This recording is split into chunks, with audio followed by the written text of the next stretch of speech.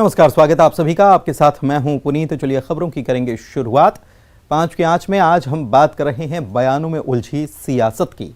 छत्तीसगढ़ के नक्सली अच्छे हैं या बुरे, इस पर अब राजनीति गरमाई हुई है। दरअसल 2 दिन पहले ही छत्तीसगढ़ से राज्यसभा सदस्य रंजीत रंजन ने कहा था कि सभी नक्सली बुरे नहीं होते, लेकिन अब नक्सल प्रभावित छत्तीसगढ़ में कांग्रेस सांसद रंजीत रंजन के बयान को बीजेपी ने चुनावी मुद्दा बनाने की तैयारी की है। भानुप्रतापपुर में होने जा रहे उपचुनाव में भी बीजेपी इस मुद्दे को उछालने के मूड में नजर आ रही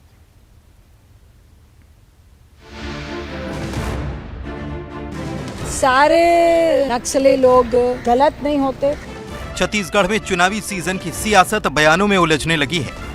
हर मुद्दे पर जमकर बयानबाजी हो रही है और हर छोटा बड़ा बयान मुद्दा बन जा रहा है। महतारी हुंकार रैली के जरिए महिला सुरक्षा और शराबबंदी को लेकर कांग्रेस को घेरने में जुटी बीजेपी को कांग्रेस की राज्यसभा सांसद रंजीत रंजन के बयान से एक और मुद्दा मिल गया है। 2 रोज पहले रायपुर में रंजीत रंजन ने नक्सलवाद के मुद्दे पर कहा था कि हर नक्सली बुरा नहीं होता, बल्कि लोग उनके नाम से दुकान चलाते हैं। उन्होंने ये भी कहा कि नक्सलियों से डरने की जरूरत नहीं, क्योंकि वो भी इंसान हैं। पहले सुनिए उन्होंने क्या कुछ कहा था। नक्सली लोग गलत नहीं होते, खराब नहीं होते, और बहुत लोगों को मिसयूज़ किया जाता है और बहुत लोग उनके नाम से अपनी दुकानें चला रहे होते हैं। तो बहुत सारी बातें हैं और डर किसका, वो भी व्यक्ति है, हम लोग भी व्यक्ति हैं। उनकी कुछ डिमांड थी। कांग्रेस की राज्यसभा सांसद रंजीत रंजन का ये बयान अब बड़ा सियासी मुद्दा बन चुका है। नक्सलियों पर उनकी राय को लेकर न सिर्फ लगातार बयानबाजी हो रही है, बल्कि बीजेपी ने इसे चुनावी मुद्दा बनाने तक की तैयारी कर रखी है। बीजेपी सांसद संतोष पांडे का कहना है कि भानुप्रतापपुर उपचुनाव में इस मुद्दे को उठाया जाएगा। बीजेपी इसे जान की बाजी लगाकर नक्सलियों से लड़ रहे और शहीद हुए जवानों का अपमान बता रही है। पूरे ऐसे दुर्गम क्षेत्र में जो अपनी जान की बाजी लगा करके जो डटे हैं, ऐसे उन परिवारों का अपमान है, छत्तीसगढ़ की जनता का अपमान है, छत्तीसगढ़ की महतारी का अपमान है, छत्तीसगढ़ की महतारी के सपूतों का अपमान है। जिस प्रकार से बिहार से आयातित सांसद छत्तीसगढ़ कोटे की रंजीता रंजन जी ने जो बातें कही, दौरा हुआ लंबे समय बाद, किंतु दौरा चढ़ गया। और जो उन्होंने बात कही है, ये वास्तव में यहाँ की शहादत पर पानी फेरने वाला है। वो यहाँ के बलिदानियों पर, हुतात्माओं पर, शहीदों की घावों पर, उनके परिवार, और ये कहूं कि नमक छिड़क कर चले गए। उन्होंने घाव को हरा करने का काम किया है। उधर सीएम भूपेश बघेल ने कहा कि बीजेपी कोई भी मुद्दा बनाए, फर्क नहीं पड़ा। सीएम ने कहा कि हमारी रणनीति से नक्सलवाद खत्म होगा। हाँ, रमन सिंह के साथ कार्यकाल में बढ़ा और हमारे कार्यकाल में घटा, वो आप लोग सब देख रहे हैं। नहीं तो आप लोगों का मतलब कैमरा और आईडी और एक बैग सारे पत्रकारों को बंधा रहता था, कब घटना हो और कब जाना पड़े। फोन आएगा तुरंत सब काम छोड़ के जाना पड़ेगा। आज 4 साल में ऐसी स्थिति आई क्या एक बार भी? इसका मतलब यह है कि नक्सलवाद पीछे हटा। जो हमारी रणनीति है वो कारगर रही है और नक्सलवाद को पीछे धकेलने में हम सफल रहे हैं, और यही है जो नक्सलवाद को खत्म करेगा हमारी जो नीति है। पिछले विधानसभा चुनाव में नक्सल प्रभावित बस्तर की 12 विधानसभा सीटों में से 11 पर कांग्रेस को जीत मिली थी। दंतेवाड़ा में उपचुनाव जीतने के बाद कांग्रेस वहां सभी 12 सीटों पर कब्जा कर चुकी थी। दिसंबर में भानुप्रतापपुर में होने वाले विधानसभा उपचुनाव और 1 साल बाद होने वाले विधानसभा चुनाव को देखते हुए रंजीत रंजन के बयान को लेकर घमासान मचा हुआ है। रायपुर से देवव्रत भगत के साथ ब्यूरो रिपोर्ट, न्यूज़ 18। तो बीजेपी को ये बयान जो है वो रास ही नहीं आ रहा। बीजेपी इसे अपमान बता रही है उन जवानों का जिन्होंने अपनी शहादत दी है नक्सल मोर्चे पर लड़ते हुए। वहीं कांग्रेस कह रही है कि पहले से अब की स्थिति का आकलन आप कर लीजिए कि पहले छत्तीसगढ़ में नक्सलवाद की स्थिति क्या थी, अब क्या है। केंद्र सरकार भी पीठ थपथपा रही है, शाबाशी दे रही है। हमारे साथ रविंद्र सिंह बीजेपी नेता, नितिन भंसाली कांग्रेस की ओर से प्रवक्ता, दोनों जुड़े हुए हैं। आप दोनों का बहुत बहुत स्वागत है। सबसे पहले रविंद्र जी, मैं आप ही के पास आ रहा हूं। क्यों आपत्ति हो रही है इस बयान पर, जबकि वो ये रंजीत रंजन जो कह रही हैं, उन्होंने साफ तौर पर ये कहा है कि सभी नक्सली नहीं, कुछ नक्सली, कुछ के बारे में उन्होंने कहा है। और हम ये देखते भी हैं कि यही इन्हीं में से कुछ नक्सली जो हैं वो मुख्य धारा में लौट आते हैं, उनको अपने किए पर पछतावा होता है, वो कई बार इनपुट का भी काम करते हैं जिस नक्सल मोर्चे पर हमारे जवान लड़ रहे हैं। बताइए। मैं तो ये कहता हूं कि जो भी नक्सल का समर्थन करता है उस शब्द से, उससे एक भारतीय होने के नाते हर किसी को नफरत होनी चाहिए। यदि सब कुछ लुटा के होश पर आए तो क्या होश पर आए? यदि कोई नक्सली मुख्य धारा पे आता है, सबको लूट के, इतने परिवारों को मार के, इतने लोगों को शहीद करके यदि वो आता है, तो भी मैं उसको अच्छा नहीं कह सकता, क्योंकि ये विचारधारा हिंसा पर आधारित है। भारत विश्व का सबसे बड़ा लोकतंत्र है, लोकतंत्र पे भरोसा करना चाहिए। दूसरी बात, मैं रंजना जी की बात का इसलिए विरोध करता हूं कि पहली बात, उन्होंने छत्तीसगढ़ की संस्कृति को समझा नहीं है। वो तो आयतीत हैं, एक समझौते के तहत उनको छत्तीसगढ़ से भेज दिया गया है, इसलिए वो कहती हैं कि कुछ नक्सली अच्छे हैं। इसका मतलब है कल उनको कोई आतंकवादी अच्छा लगेगा तो कह देंगे कुछ आतंकवादी अच्छे हैं। न तो नक्सली कभी अच्छे हो सकते हैं, न आतंकवादी अच्छे हो सकते हैं। यदि इन्हें दम है तो मुख्य धारा पे आए, चुनाव लड़े और लोकतंत्र का सम्मान करते हुए जनता की सेवा करें। ये जंगल में भटक के पुलिस वालों को मारना, जो बेचारे देश की सेवा कर रहे हैं, उनको अच्छा है बोलते हैं तो एक कांग्रेस की संस्कृति को दिखाता है। थोड़ी देर पहले आप बोल रहे थे, माननीय मुख्यमंत्री भूपेश बघेल जी बोलते हैं कि हमारे कार्यकाल में कमी आई है। ये कमी नहीं आई है। आपको तो ये होना चाहिए, महेंद्र कर्मा जी को किन नक्सलियों ने गोली मारा, झीरम कांड हुआ, आपने अभी तक किया क्या? एक बार जब जांच रिपोर्ट आ गई थी, आपने दोबारा एसआईटी का गठन किया, अभी तक आप कुछ कर नहीं रहे हैं। आप 4 साल भारतीय जनता पार्टी को दोष देते हुए निकाल दिए। और मैं तो कह रहा हूं, कहीं ना कहीं आपकी नक्सलियों से साठगांठ तो नहीं है जो आप अच्छा है बोल रहे हैं। हम तो पूरी तरह विरोध में हैं नक्सलियों के, और राज्य से ही नहीं, इस देश से भी हम उखाड़ फेंकेंगे। 2014 के बाद माननीय नरेंद्र मोदी आए हैं और देश में नक्सली में यदि कमी आई है तो उनकी उग्र नीति के कारण और उनकी पॉलिसी के कारण आई है। कांग्रेस का इससे कोई लेना देना नहीं है। नक्सलियों को बढ़ाने में यदि कोई योगदान देता है तो कांग्रेस देता है। आप कह रहे हैं कांग्रेस का कोई लेना देना नहीं है, प्रदेश में कांग्रेस की सरकार है, डेटा ये बता रहा है कि प्रदेश में कमी आई है, उसके बावजूद कांग्रेस का लेना देना नहीं है, बीजेपी का। अरे साहब, लेना देना सरकारों का होता है, बीजेपी और कांग्रेस का नहीं होता है। ये नहीं, ठीक है, ठीक है, ठीक है। आपका जवाब मैं तो मेरी तरफ से तो दूंगा नहीं। आप जो आरोप लगा रहे हैं कांग्रेस पर, तो वो वहीं से जवाब भी हम लेंगे। नितिन जी, आप सुन रहे थे, क्या कहेंगे? कुछ कहने लायक बात ही नहीं है, बिना सिर पैर की बात कर रहे थे साथी प्रवक्ता। इन्होंने तो राज्य सरकार की जो समर्पण नीति जो भारतीय जनता पार्टी ने बनाई थी उसी को चैलेंज कर दी।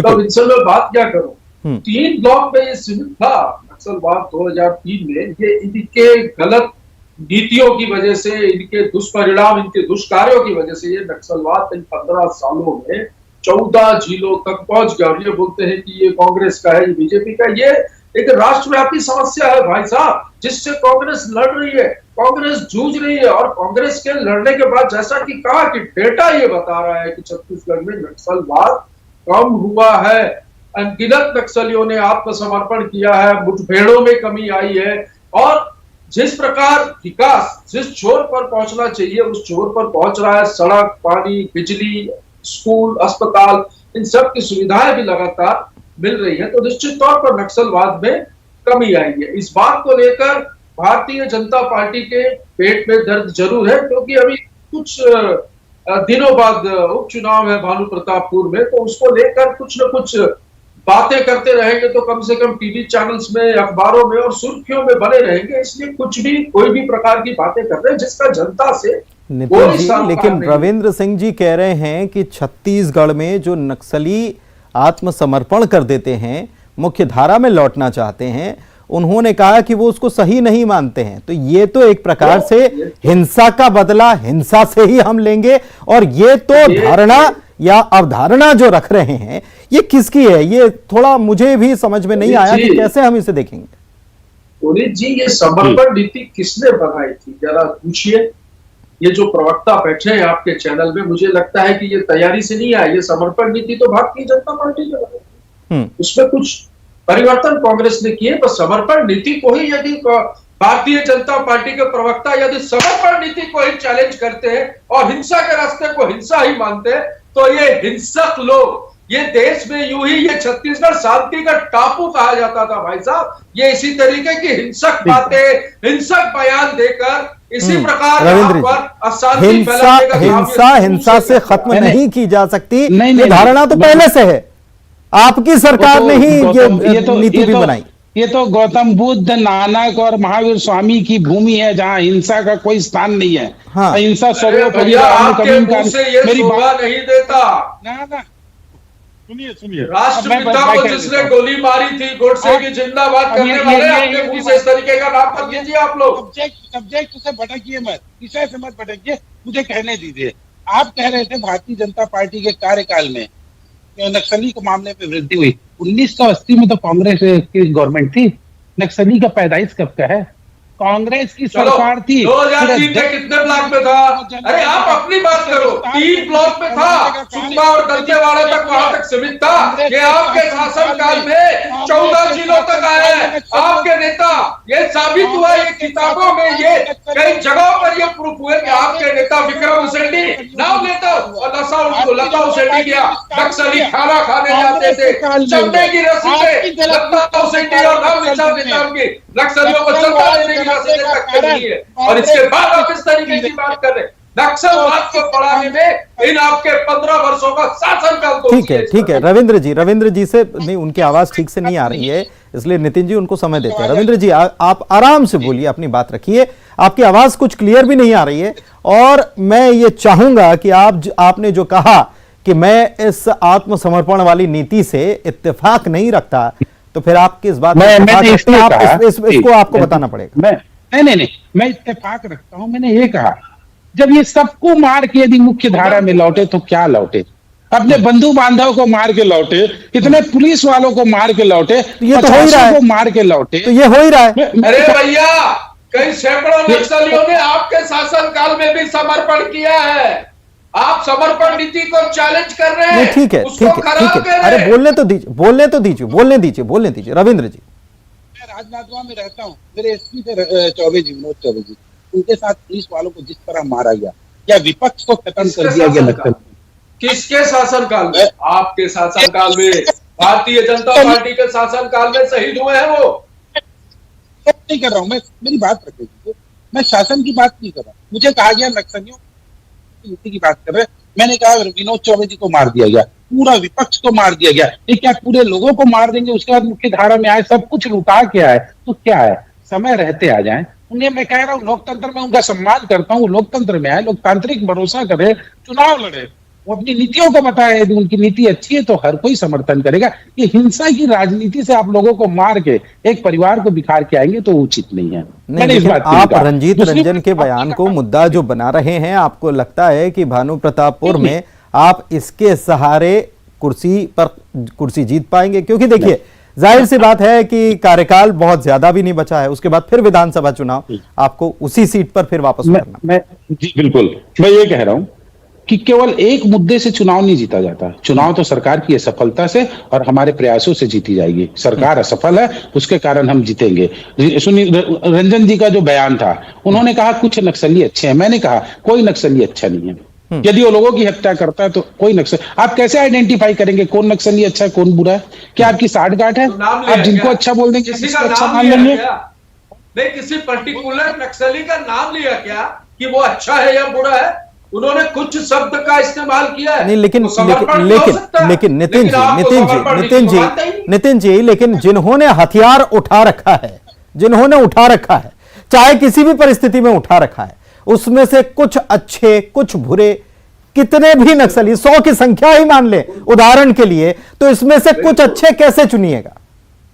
मतलब ये होता नहीं, रुको भैया, अरे रुक जाओ भाई, आपने तो समर्पण नीति को चैलेंज कर दिया, बोलने दो मेरे को कुछ के मतलब। नहीं, मैंने कोई समर्पण नीति को चैलेंज नहीं किया। अरे तुमने चैलेंज किया है भाई, चैलेंज किया है।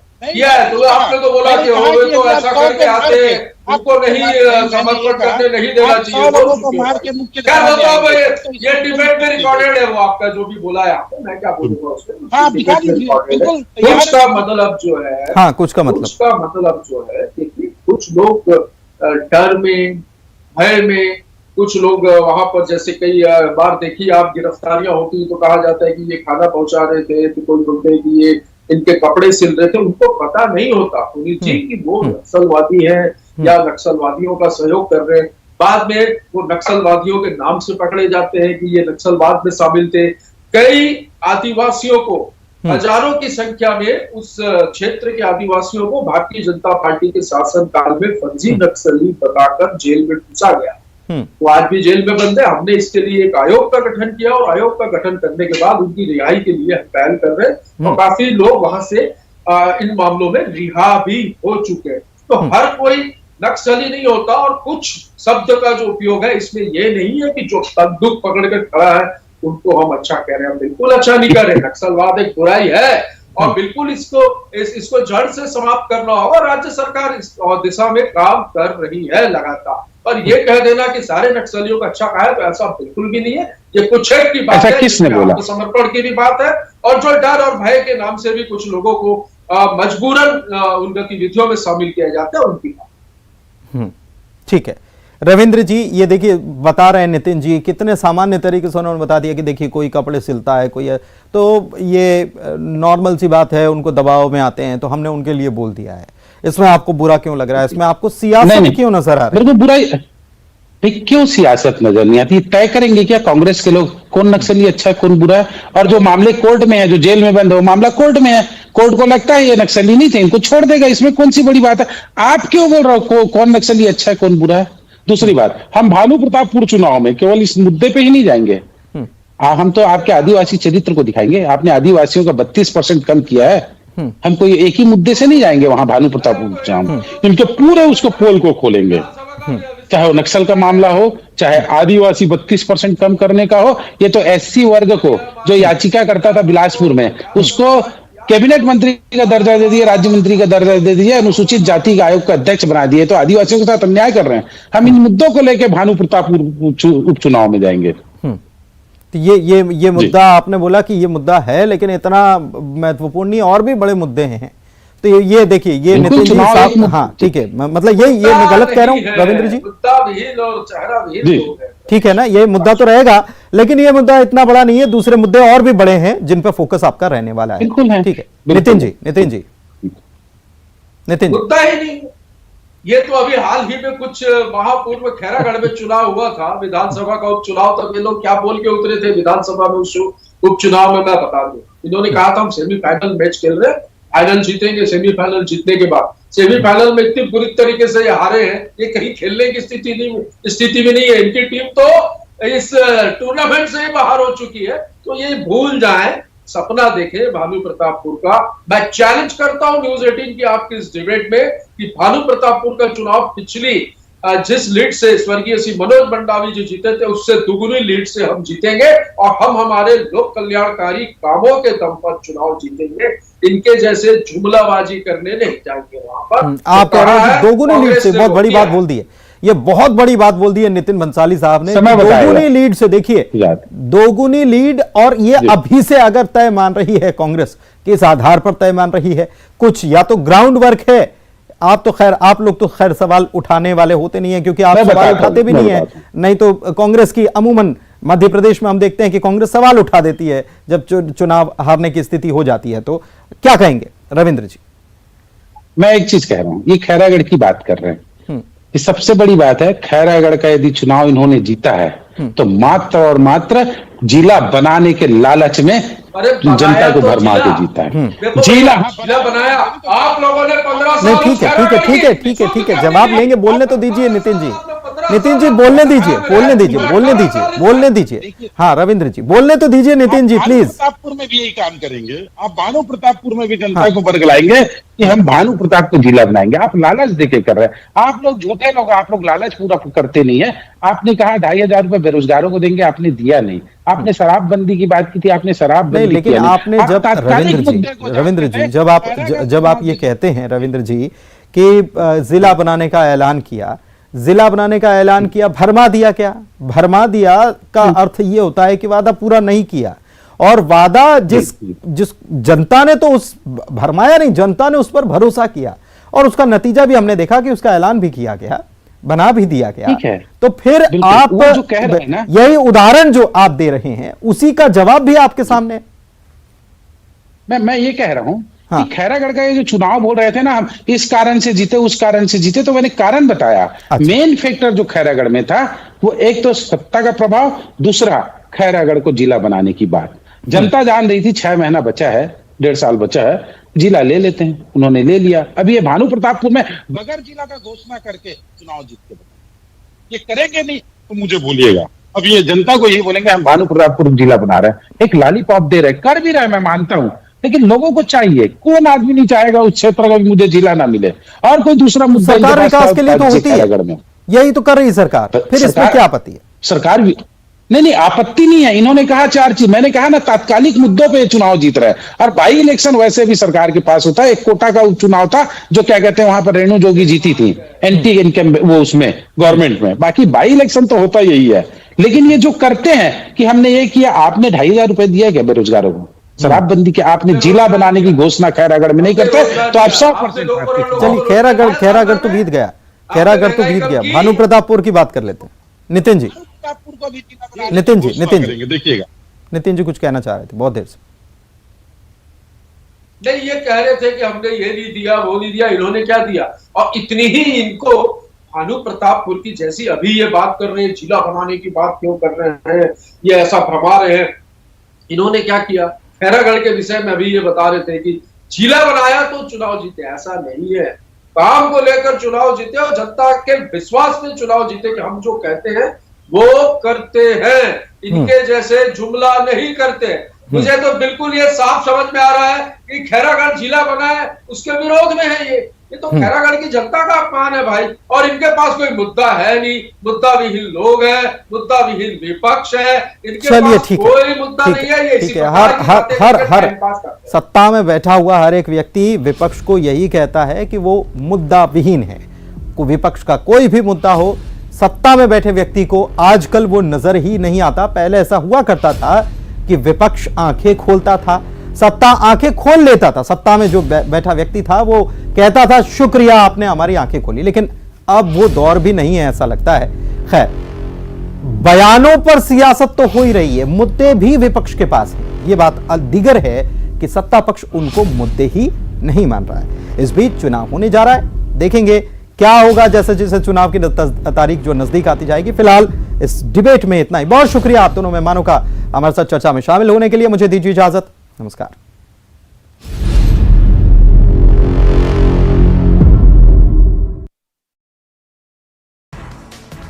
राजनांदगांव